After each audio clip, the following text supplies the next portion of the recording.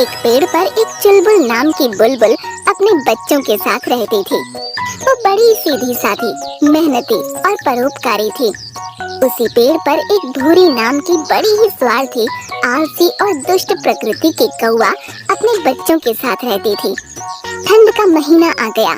चुलबुल ने अपने घर को ठंड से बचाने के लिए अच्छी तरह से दुरुस्त कर लिया। बच्चों के लिए खाने पीने की भी बहुत सी वस्तुएं इकट्ठा करके रख ली। चुलबुल ने देखा कि भूरी कौवा ने कोई समुचित व्यवस्था नहीं की थी। उसे अपना पेट भरने से मतलब रहता था। चुलबुल ने उसे समझाने की कोशिश की। मेरी बात सुनो, भूरी भविष्य के लिए कुछ करना है जरूरी। ठंड आ रही है, बच्चों के खाने पीने की सुविधा कर लो और घर को भी ठीक ठाक कर लो।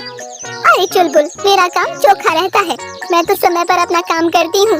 ठंड को आने में अभी बहुत वक्त बाकी है, तब तक तो मैं सब कुछ ठीक ठाक कर लूंगी। मैं तो चली मायके की गली।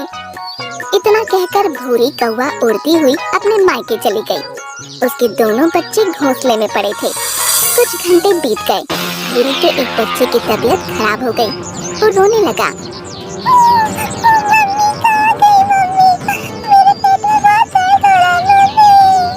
चुप हो जा भाई, मम्मी आती होगी, वो आएगी तुम्हें दवा खिलाएगी, तुम ठीक हो जाओगे। चुप हो जाओ ना मेरे भाई। चुलबुल ने जब अपने घोंसले से भूरी के बच्चे की रोने की आवाज सुनी तो उससे रहा न गया।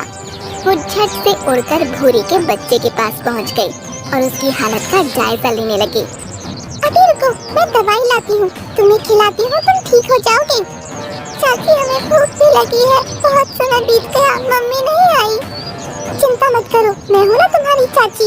अभी खाना और दवाई दोनों चीज हाजिर हो जाएंगी। चुलबुल झट से उड़कर गई और उसने दवाई और खाने का फल लेकर आ गई। उसने बीमार बच्चे को दवा दी और फिर दोनों को खाना खिला दिया। दोनों बच्चे खुशी से झूमने लगे। चाची, आपका काम तो सचमुच चोखा है, आप बहुत अच्छी हो। प्यारे बच्चों, तुम दोनों भी बहुत अच्छे हो। अब आराम से बैठो, जब भी कोई जरूरत हो तो आवाज दे देना।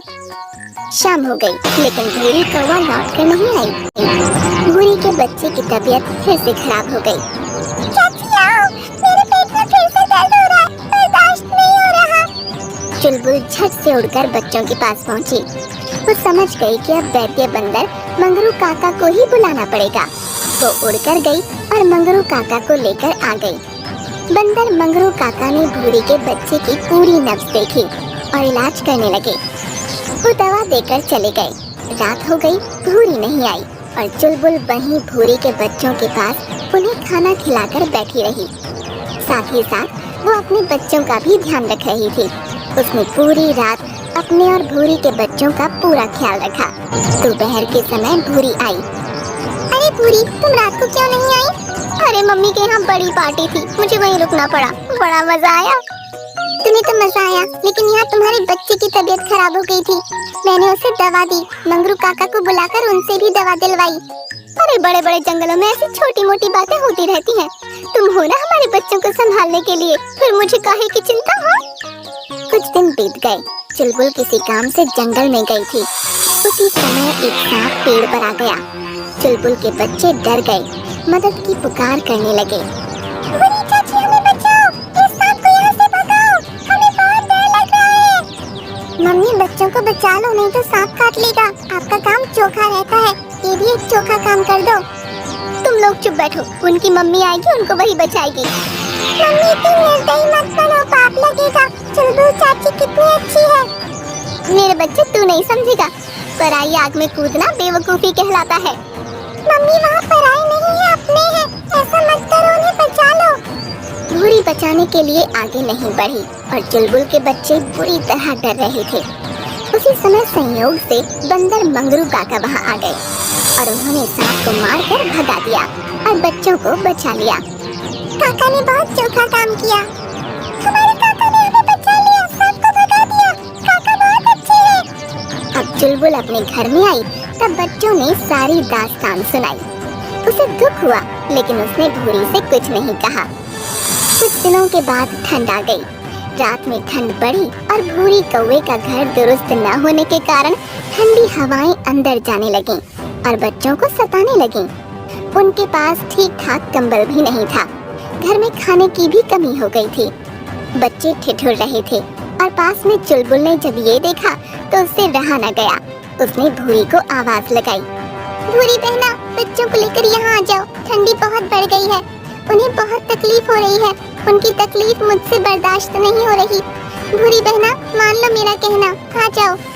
भूरी अपने बच्चों को लेकर चुलबुल के घर में आ गई। वहाँ सारी व्यवस्था थी, खाने का भरपूर सामान भी था। चुलबुल ने सबको खाना खिलाया, ठंडी से बचाया और अच्छे बिस्तर पर सुलाया। चाची का काम सचमुच चोखा है। भूरी मन ही मन बहुत शर्मा रही थी, अपने किए पर पछता रही थी। चुलबुल बहन, मुझे माफ कर दो, तुमने मेरी हमेशा सहायता की, लेकिन मैंने तुम्हारे साथ बेवफाई की।